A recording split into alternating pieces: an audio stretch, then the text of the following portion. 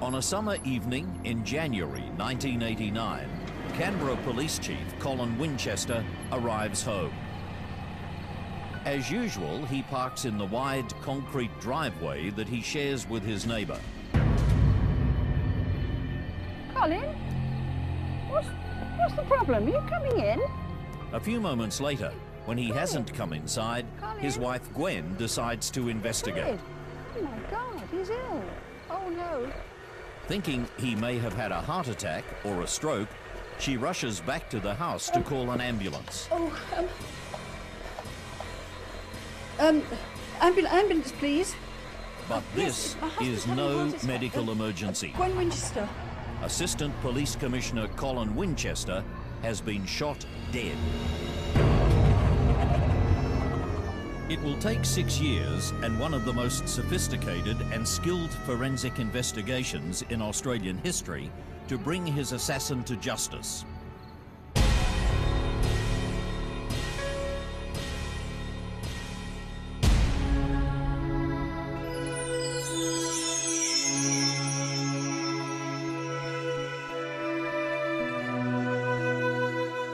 Colin Winchester's life has been one of slow and steady achievement without any outstanding or dramatic events. From a very humble background, but he achieved very high rank. And I believe that had he lived, he would have gone on and been the Commissioner of the Australian Federal Police. Winchester grows up in a mining town just south of Canberra and marries local girl Gwen. They have 2 children. At the age of 28, he decides to join the ACT Police, starting out as a general duties constable. He came into Queanbeyan and he joined the force. Started off, he wasn't an educated man in the sense of having formal education at university. Through the 1960s and 70s, he moves steadily up through the ranks, building a reputation for honesty and for solid, reliable leadership. Apart from going to detective training courses, he used to undertake other courses at CIT, or what it was then called, and he'd be doing courses such as accounting, or I think he might have even done psychology, things like that. In a sense, it wasn't as if he was ambitious. He wanted to further himself, he wanted to know more, to learn more. His promotions accelerate after he shines in several advanced management courses.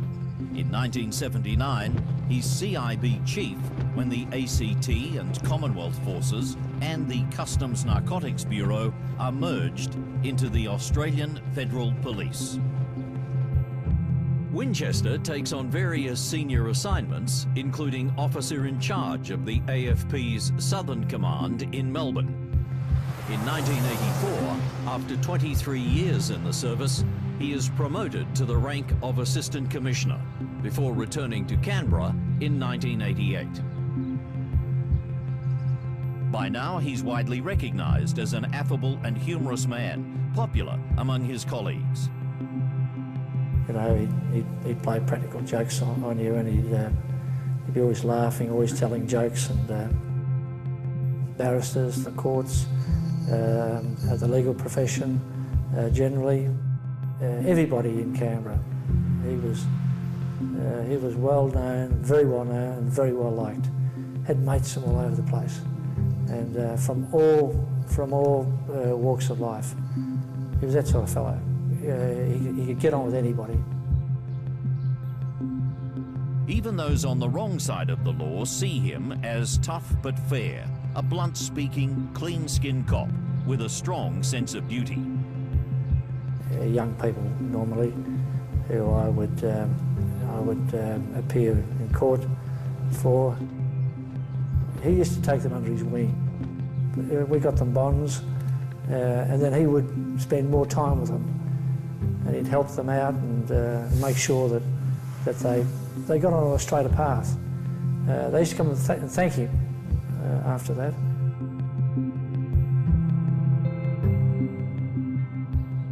Colin Winchester has few enemies, but by 1988 there is one man in Canberra who makes the Assistant Commissioner the focal point for all his hatred. He's disgruntled former public servant David Harold Eastman. Everyone who knows David Eastman admits he's very clever. The son of a respected senior diplomat, he's given a solid private school education and graduates from Canberra Grammar with the prestigious title of Dux of the School. Like his father before him, he settles on a career in the public service, landing a position in Treasury. But in the years that follow, he becomes convinced he's a victim of multiple injustices. He channels his anger into relentless harassment of those he believes have wronged him or who stand in his way. He believed there were people in the Australian Federal Public Service who were plotting against him, who were scheming against him. He accuses fellow public servants of being involved in various rackets and corruption, and he bombards the media and politicians with his accusations. But he would quite often contact journalists in the press gallery and with the local newspaper and television with a long litany of complaints about the public service. Some of his claims are even raised in Parliament, but none is ever substantiated. How dare you speak to me like I'm the criminal? You're the criminal! At the same time, as an accomplished economist, he criticises government policy in well-crafted articles and letters to newspapers. In 1977, 31-year-old Eastman misses out on a promotion at Treasury, and in a fit of rage he resigns. But it isn't long before he regrets the decision, and over the next 10 years he wages a relentless campaign to re-enter the public service. Claiming to have been victimised, he makes more wild allegations about corruption within Treasury.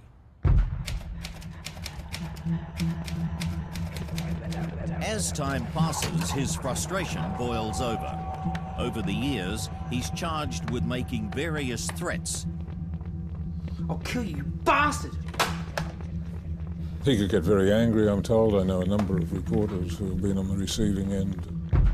Very serious tongue lashings over the phone and in public. I'm told by some of these reporters that threats were made against them directly. I'm told by the same reporters that they had reason to take it seriously because apparently when David Eastman made a threat, it sounded like it was very, very serious.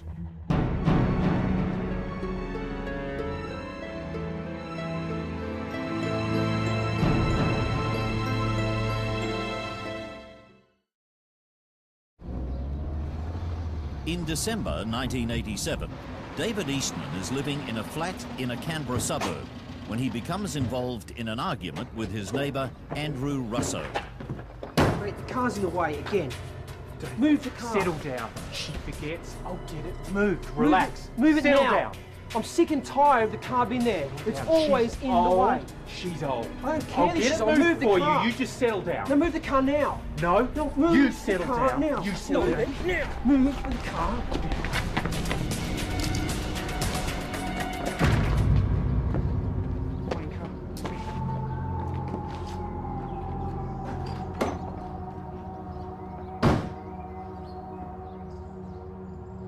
Both men report the matter to police, and Eastman is shocked when they charge him with assault.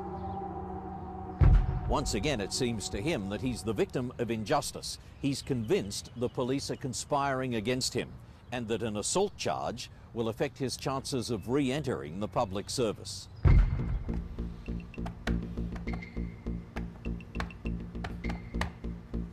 Hi, it's David Eastman here. Throughout 1988, he campaigns feverishly to have the assault charge dropped, telephoning the media and anyone in power who might be able to help. That's what I'm trying to tell you. Yeah, they're all crooked up here. It was very difficult to get David Eastman off the telephone once he got onto you. He could be very persuasive, He could be, so I'm told, very charming. He could keep you hooked. At the end of the day, what he wanted was you, a reporter, to understand what his case was against, first of all, the public service for booting him out the door. All I'm trying to do is get back to work. And secondly, against the Australian Federal Police for refusing to go ahead with his claims that the neighbour was treating him badly. Eastman insists on a meeting with Colin Winchester because he believes the newly appointed ACT Region Police Chief will be, as he puts it, a new brew. In December 1988, at the request of several senior politicians, Winchester agrees to meet with Eastman at police headquarters to discuss his conspiracy claims. Mr. Eastman, good morning. I'll shake your hand when this is sorted. Well, why don't you take a seat and tell me all about it? Yeah, I was attacked. I get attacked and your men charge me. I get attacked and you're bloody... Please, calm down. I am calm. Don't tell me to calm down. I'm perfectly calm. Winchester listens politely to Eastman's complaints. Well, if you are innocent, Mr. Eastman, you will have the right to defend the charges in court. Oh yeah? It's my word against theirs. If this goes ahead, I'll take this to the highest people in the country. I'd cause a lot of problems with you. All right, Mr. Eastman, I'll tell you what I'll do. I'll look into this matter myself and see what can be done. But I cannot make you any promises. Well, that's better. You'd better get onto it now. It's due in court soon. That's all right. Leave it with me. I'll see if there's anything out of order and I'll get back to you as soon as. The meeting ends with Winchester promising Eastman to look into whether there had been any unfair bias. It's all right, I can sort my own way out. The inquiry into Eastman's allegations against Russo went to a fairly high level for reasons that are still not clear in the Australian Federal Police and were eventually rejected.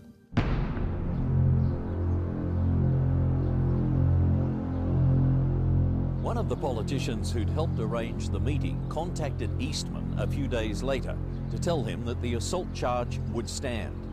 Then, on January the 9th, 1989, the day before the murder, Eastman was sent an official letter from the Federal Police. It told him that the case would proceed and he'd be required to face the charge in court in a few weeks' time. Colin and Gwen Winchester bought their neat and unpretentious suburban home in the Canberra suburb of Deakin in 1966, the year their son Peter was born.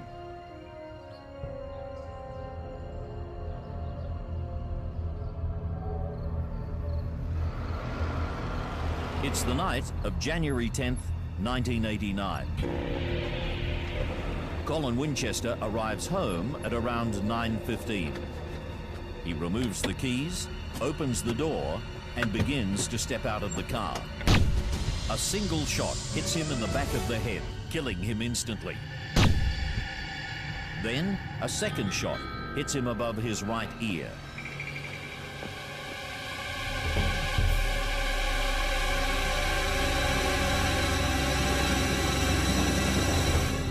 Inside the house, Gwen Winchester has heard Colin's car drive up.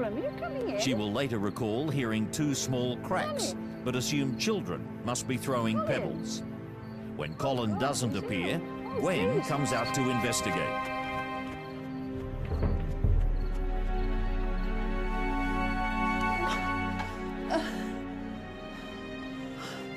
Yes, I want an ambulance, please. Yes, it's very urgent. My husband's having a heart attack. Gwen Winchester, please come, it's urgent. Rushing back to the house, she calls for an ambulance. She then runs back to the car to try to revive him and sees blood. It's time to call the police. Oh. Police? Yes, this is Gwen Winchester. Yes, I think Assistant Commissioner Winchester's been shot. Please come. 44 Deakin Street. It was a surreal atmosphere. There were a large number of police outside the cordons, and there was an air of disbelief, of absolute incredulity that this could have happened, and people were in an absolute state of shock. Forensic investigator Robert Barnes has been picked up by police from his Melbourne home and flown by private jet to Canberra, arriving at around 1 a.m. Winchester's stunned colleagues seal off the crime scene and search the surrounding area. 2 spent bullet shells are recovered from the grass below the driver's side door, but little else is found. I indicated that they shouldn't move anything at the scene because from the briefing they'd given me there was very little physical evidence obvious and we would be reliant on trace evidence, fine trace evidence, and I made the point very clearly from that first contact that they should not engage in preliminary examinations, movement of items or things of that nature. There's no doubt in their mind that he's been murdered. It's been a callous and calculated killing. Fighting tears, Federal Police Commissioner Peter McCauley said it was his saddest day. I've known him as a friend and colleague for 25 years.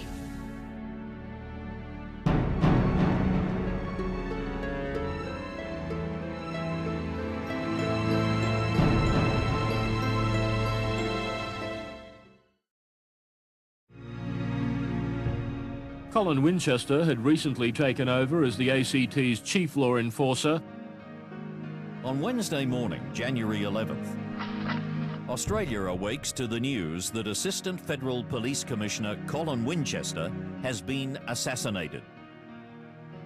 I can't believe it. I can't believe it. I bet my life. I can't believe it.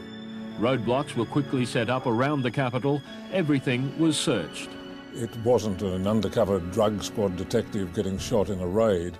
It was the Assistant Commissioner of the Australian Federal Police who'd been assassinated in his driveway. The reaction was immediate. The reaction was nationwide. With little detail to report other than the 2 shots to the head, the news media notes that this is the trademark of the mafia and immediately speculates that this is a professional execution. The effect on Canberra was absolutely astonishing. It was electrifying. One of the main reasons for that, of course, is that Winchester and the Australian Federal Police had been involved in looking at organised crime, the role of the mafia and the Nagata and the other syndicates operating in the Riverina and the Griffith area. And the immediate suspicion was that the mafia, that organised crime, had hired a professional hitman to get this top cop out of the way. But the detectives can't see what the mafia would have to gain by such a high-profile murder. While all police inevitably make enemies in the criminal world, Winchester is widely respected as an honest and dutiful officer.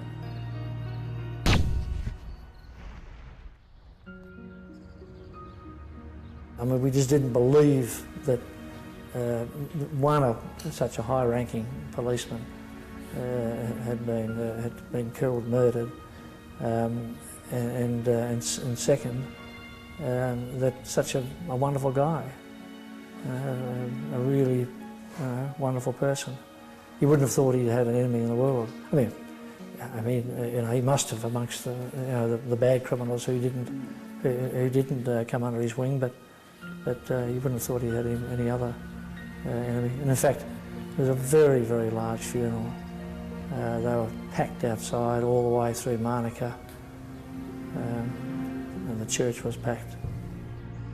An hour before the funeral, and already mourners gathered, as well, with most of the country's top police together in a rare appearance, toughened security. Mr. Winchester, a 27-year veteran, was remembered as a true professional and a true friend. The Winchester family asked Peter Crowley to read a eulogy. A man of great courage, integrity and love. A man whom every decent person delighted to call friend. A tough, hard-working, honest, yet compassionate policeman, a dedicated enemy of crime. Thank God he was on our side.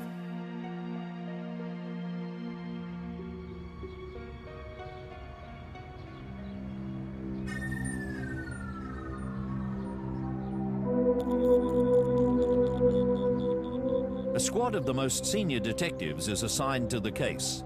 As well as trying to discover the motive for the killing, the team must also try to locate any witnesses, gather scientific evidence, and find the murder weapon. The scientific investigation centres on Robert Barnes.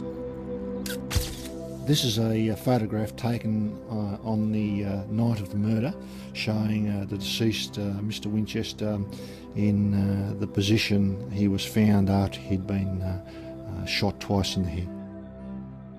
I meticulously sketched the position of the deceased, the positions of blood splatter and other indicators associated with the scene.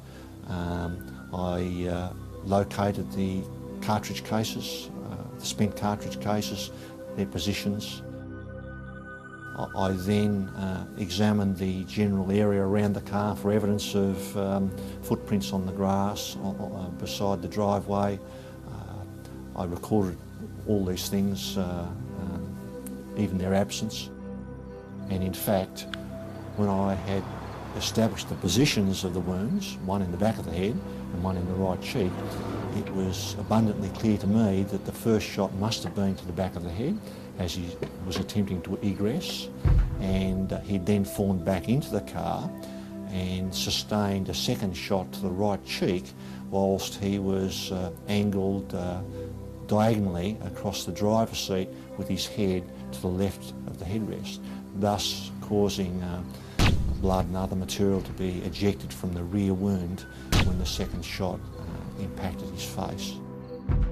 When I looked closely at the car, I also noticed there was some blood spray internally within the car on the rear window, inner side, and also a little bit of material within the door frame of the car, that is, the ceiling of the car.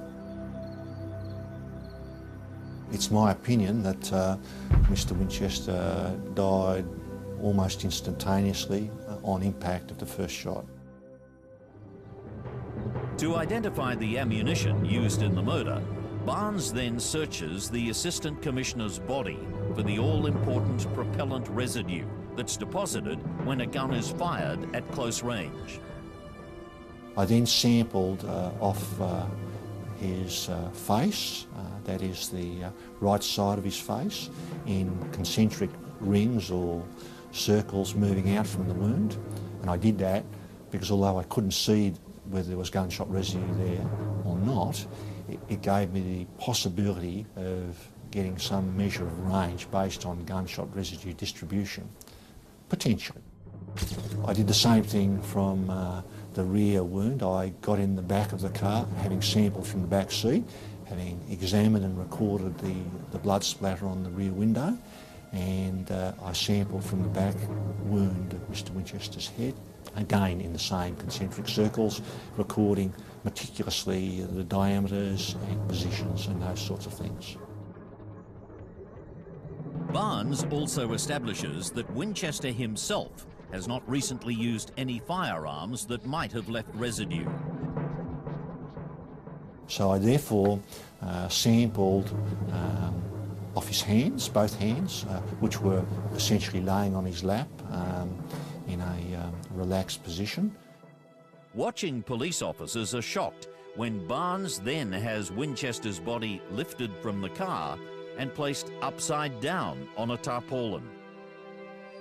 Normally these things happen in the mortuary in a hospital or some other place, but I did it because I realised from my experience that if Mr. Winchester had been conveyed to the mortuary for an examination, because of the enormous quantity of blood which would come out in transit, all the trace evidence would be washed off his face and head. So whilst in a sense it was an emotionally challenging time, it was a vital step in the recovery of trace evidence, which ultimately proved telling in showing connections to the murderer. We will now conduct a test firing. Barnes is able to identify the ammunition as a cheap Korean PMC brand of supersonic bullets. These have hollow points that unfold on impact into a sharp-edged flower that cuts through the flesh. The markings on the cases reveal the murder weapon is a Ruger 1022 self-loading carbine, a common sporting rifle. We then set about recovering and documenting the other gunshot residue and partially burnt propellant in and around the car. Among this microscopic evidence that Barnes finds on Winchester's body and car are two particularly mysterious types of gunshot residue, which will later prove to be scientific links to the killer. One is a heavily charred particle called chopped disc residue, while the other is residue from two ammunition brands that are quite different from the PMC brand used to kill Winchester.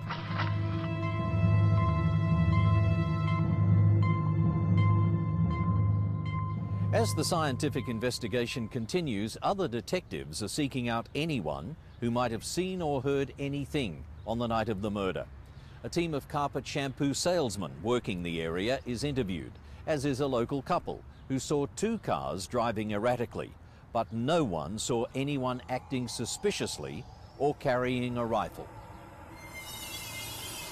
A van parked across the street is searched. A woman who lives behind the Winchester house tells police she heard footsteps go down the side of her house at about the time of the murder. She heard them come back a few minutes later, a voice muttering, and then a car start and drive away. One local resident describes to police how 2 nights before the murder, she was walking in Lawley Street. She spotted a blue car parked near the Winchester home, and as she passed by, the driver seemed to deliberately conceal his face. Thinking this was suspicious, she tried to make a mental note of the number plate. She tells detectives she thinks the number was YPQ-038. But police checks quickly establish that the car with that plate was definitely not in Lawley Street that night. From the very beginning of the investigation, the team of detectives must search for a motive, and they dig deep into Winchester's private and professional life.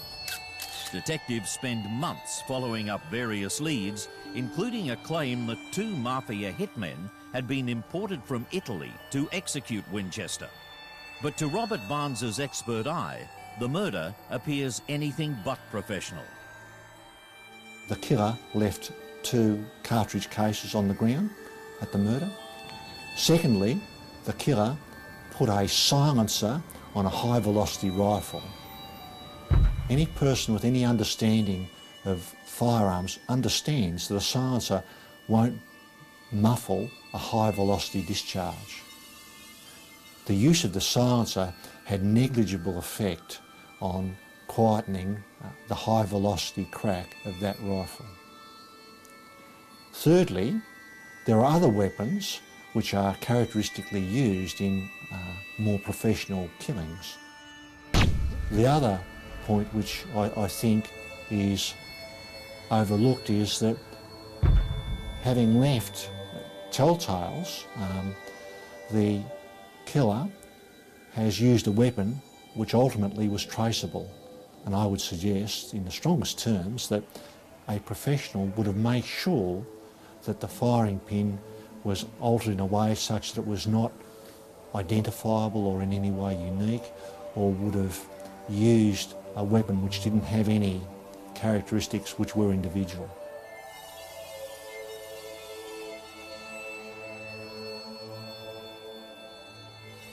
Despite extensive inquiries, no evidence is found to support any of the media's theories. But there was one man who was named almost immediately as a person of interest, and that man is David Harold Eastman. He'll soon become the central focus of police inquiries as more and more circumstantial evidence is uncovered.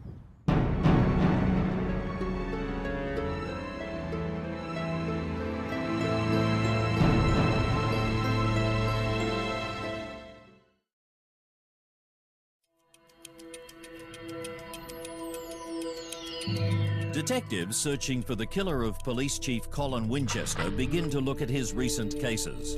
Each is examined to try to find anyone who might have wanted him dead. David Harold Eastman is just one of a long list of people who were interviewed. 2 police officers call at his government housing unit on the day after the killing. With his lawyer present, Eastman is asked about his movements the night before. He tells police that he was out driving by himself in Canberra, but he can't remember where he'd been. He says he thinks he might have gone out at about 8 p.m. for a takeaway meal, returning at about 10 o'clock. What he doesn't tell police in that first interview is that at 11 o'clock he'd visited a brothel and spent time with a prostitute. As he has no alibi, the investigators begin a more thorough investigation of his background. They quickly compile details of his various angry dealings with authorities and the many threats he's made. Move the car now. They particularly note one incident at police headquarters a week before the murder, when Eastman allegedly gestured towards Winchester's office, saying the police executive was corrupt and had a lot to answer for. It's barely a week after the murder when police return to question Eastman again and to make a detailed search of his home and his car. Police executed warrants, and the owner was then asked to move away from the car, and I'd already prepared, and I was in disposable gloves, overalls, etc. I then opened the door and proceeded to sample from the driver's side compartment of that car. This is a view of the boot of Mr. Eastman's car, and you'll see that it was ostensibly, apparently, very tidy. However, what hadn't been tidied up was very large quantities of partially burned propellant and associated gunshot residue, which had spilled out into the carpet which lined the boot floor. On the object in question, thus. Barnes takes the samples from Eastman's car back to his lab for microscopic examination. And placed in the coating unit. That process took several years because of the large number of very fine debris which had been collected, and was undertaken to be conclusive and to be fair. I found gunshot residue within the inner cavity of the driver's side door handle, on the stalk switch of the light switch on the right hand side of the steering column, and also on the upper surface of the right hand side of the rear vision mirror. And all those locations are consistent with a right-handed shooter getting in the car, switching on the headlights and adjusting the rear vision mirror. The size and number of particles is significant. It indicates that they were deposited in the car very soon after the gun was fired. These submicroscopic particles aren't sticky. They're simply fused particles of metals or associated elements, and so whilst they'll get caught in folds in skin, in hair, on clothing and that sort of thing, if you move your hand around, if you walk great distances, if you shake your clothes, they'll fall off. So the finding of this number of particles, which in context is a second transfer, is a very significant find and is a large number, and their size indicates they were deposited a very short time after the person who deposited them had discharged a weapon. Barnes also finds a vital link between Eastman's car and Winchester's body, what is known as a chipped disc particle of heavily charred propellant residue matches a particle found at the crime scene. This was a significant finding because in the hair which I had sampled from the back of Mr. Winchester at the scene, I also recovered a chopped disc severely charred particle.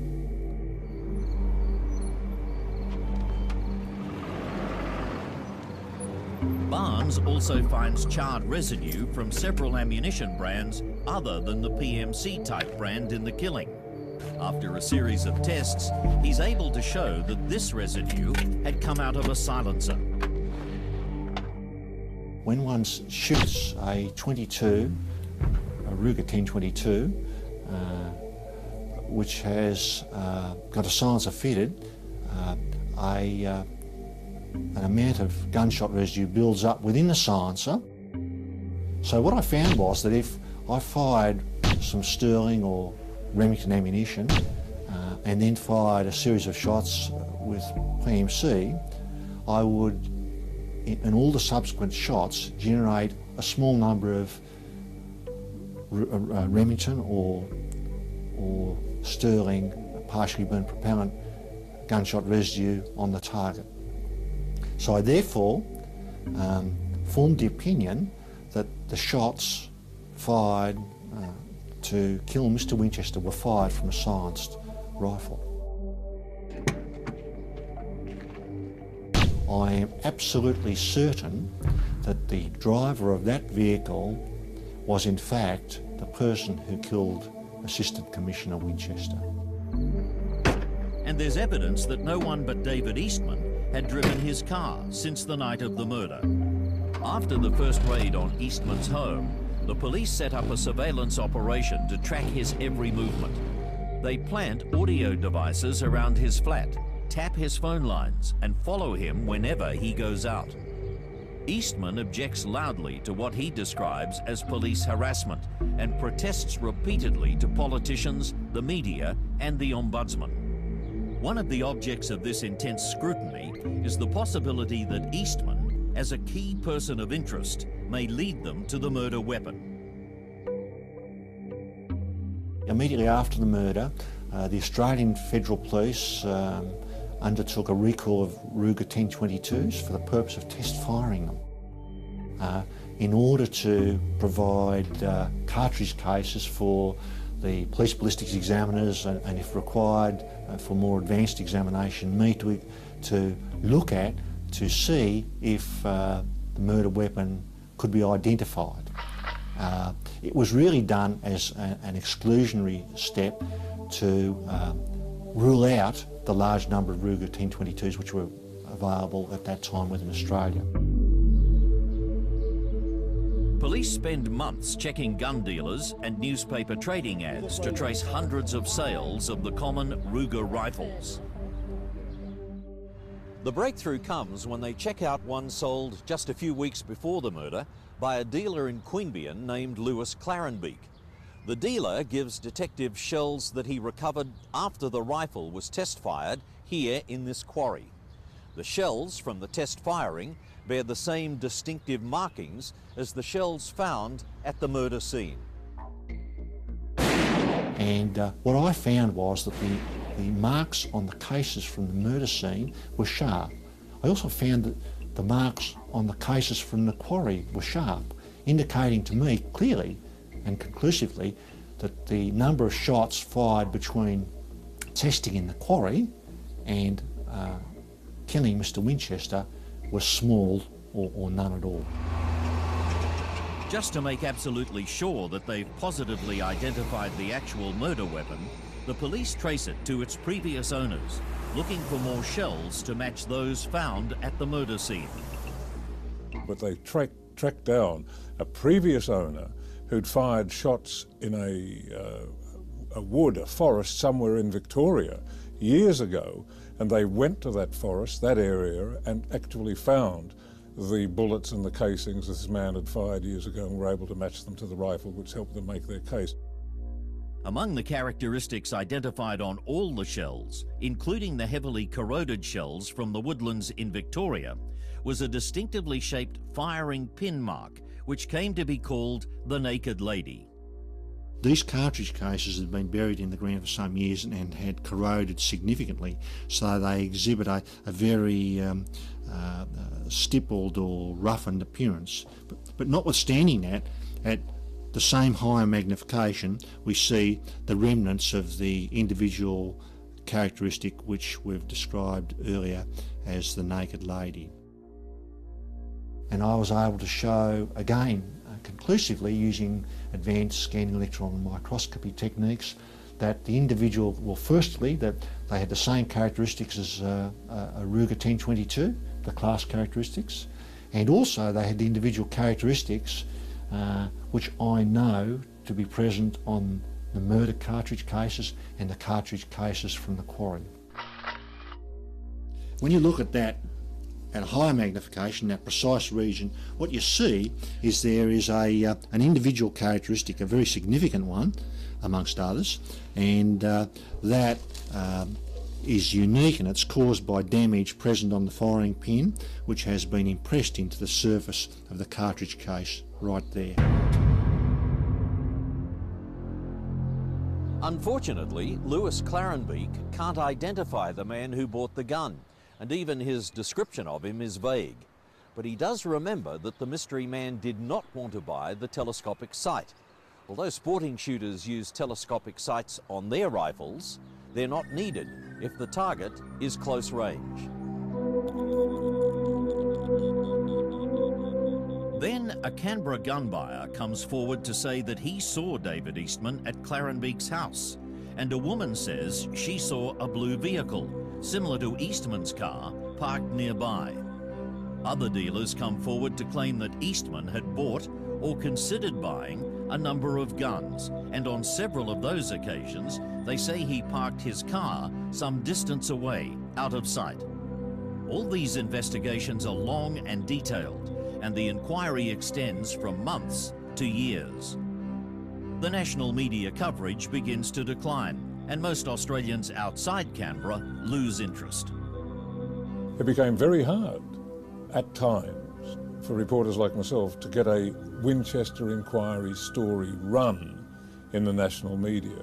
The judgment was that, well, you know, it's a Canberra story. It's something that's happening in Canberra. It doesn't really affect the rest of the country. It did, of course. As the circumstantial evidence slowly mounts, Eastman now moves from being a person of interest to the main suspect, and the police surveillance operation becomes even more intense. Eastman himself used to tell stories about how police patrol cars would circle his house 24 hours a day taking pictures of him, when he couldn't go out on the street without police following him, that the harassment was constant, that his telephone was bugged, and it was. His telephone was certainly bugged. One aspect of Eastman's character revealed by the phone taps was his extraordinary tenacity and determination to pursue his objectives. The recording showed that he would sometimes make 40 or 50 calls to the same person until he got what he wanted. A coronial inquest into the murder opens in 1991. The coroner must explore every possible motive for the killing, even though it means Colin Winchester's family is forced to listen, as all manner of idle gossip and rumour about him is aired in open court. Well, it became clear round about the 14th day of the coronial that Eastman was the only real suspect, and it was my belief that even then there was sufficient evidence for a prima facie case to be established to put him on trial, and that I took the view on instructions from the family that why should the family suffer the indignity of all these other spurious allegations, which would have an opportunity to besmirch the good reputation of the Assistant Commissioner. It was an incredible drain on the Winchester family, but they were a very strong, close-knit family. Gwen Winchester was a very strong woman. They took it. A lot of people wouldn't have been able to. As national media interest in the inquest continues to wane, the general public is mostly unaware of the case building against Eastman, especially much of the detail of the scientific evidence. Mr. Robert Barnes was a foremost expert in forensic investigations, particularly of gunshot killings, and he was used throughout. His evidence was remarkable, absolutely remarkable, and believable. The inquest ends with an open finding. However, the coroner makes a point of dismissing the various suggestions of criminal conspiracies or that Winchester may have been corrupt. It was clear that there was some lengthy cross-examination of people that made allegations of corruption, and they were exposed as charlatans. Although it was an open finding, he did remark at some length in which he cleared Colin Winchester of any suggestion of corruption. Not long after the inquest ends, Eastman is arrested and charged with Winchester's murder. Completely innocent. But the case against him, while strong, is still dominated by circumstantial evidence.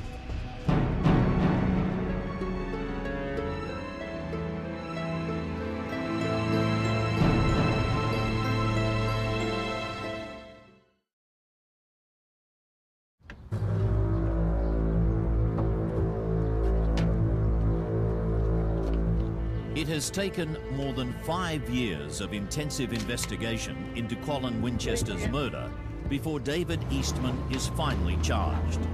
Detailed forensic examinations have been combined with tens of thousands of hours of old-fashioned detective work with all its frustrations and dead ends. Theories of mafia hits and personal vendettas are all followed up, and nothing is found. In the end, everything seems to point to one man, but he's not about to go down without a fight. The trial begins in the ACT Supreme Court on May 2nd, 1995, and his performance in court becomes the stuff of legend. He repeatedly sacks his lawyers, insults and abuses the judge, and at one point even hurls a jug of water across the courtroom. But Justice Kenneth Carruthers is not intimidated by Eastman's offensive antics, and he refuses to allow him to sidetrack the proceedings. He used to take great delight in sitting in court, and when his defence attorneys handed him documents to support his case, he'd tear them up in their face, throw the papers up in the air and tell them they were all sacked. And then a few days later rehire them again. Gradually, the Crown presents its case against David Eastman. The motive is alleged to be a long smouldering hatred of police, with the final straw being Eastman's failure to get Winchester to agree with his conspiracy theories. You'd be upset too if there was a bloody conspiracy against you. The prosecutor details all the forensic evidence and the witness sightings. Among the most damning evidence is Barnes's ability to match propellant residue from the murder scene with that found in Eastman's car. Other allegations include one that Eastman had been seen looking at Winchester's car in the parking garage at the ACT police headquarters. And then there were the surveillance tapes recorded from intercepts on Eastman's phone and listening devices in his home. Police and audio experts had listened to thousands of hours of tape recordings to extract the few excerpts used in the trial. The prosecution alleges that one tape contains the words, quote, "He was the first man I ever killed. It was a beautiful feeling, one of the most beautiful feelings you've ever known." At another point, they allege Eastman is recorded as saying, "I had to go back again the next night to kill him, poor bugger." Justice Carruthers tells jurors that if they accept that the tapes contain an admission that Eastman had killed Winchester, then those tapes are direct evidence pointing to his guilt. The prosecutor, Michael Adams QC, completes the Crown's case with a devastating summation. He says that if Eastman is innocent, then there's an extraordinary number of coincidences, including the death threats, forensic evidence, and his purchase of weapons. There's also the sighting of the suspicious car, similar to Eastman's, seen near the victim's home 2 days before the murder. Eastman's number plate is YMP028, and the witness had remembered YPQ038. Although at that time the letter Y starts all ACT registration numbers, 3 of the remaining 5 numbers or letters match, and in a similar order. Mr. Adams also points out that although Winchester's name and address was not on the main electoral roll, as he had only recently returned to Canberra from assignment in Melbourne, his address was listed on the register of newly enrolled voters. Eastman had visited the electoral office and inspected that exact register sometime before the murder. In his defence, Eastman denies all the allegations and says the residues could be from the guns he bought because he was afraid of his neighbour. He also disagrees with the prosecution's interpretations of the surveillance recordings. But the jury returns a unanimous verdict of guilty, and in November 1995, David Eastman is sentenced to life in prison.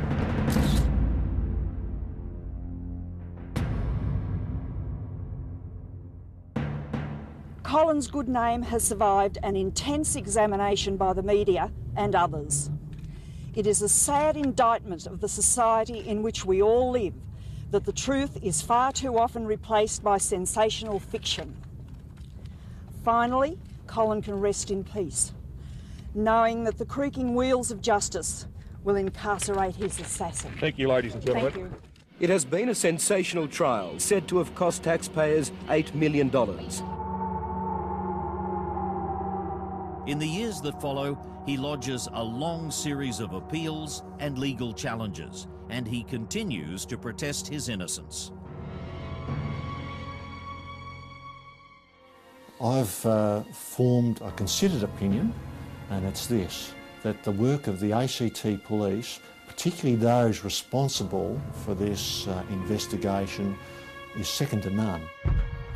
Their work in realising that it was a complex crime scene at the very outset and seeking external scientific assistance in its processing, their preparedness to listen to scientific evidence and act upon it in the seizure and sampling from Mr. Eastman's car, their willingness to ensure that no stone was unturned in having the scientific evidence explored to its full extent shows a foresight not often seen in police forces.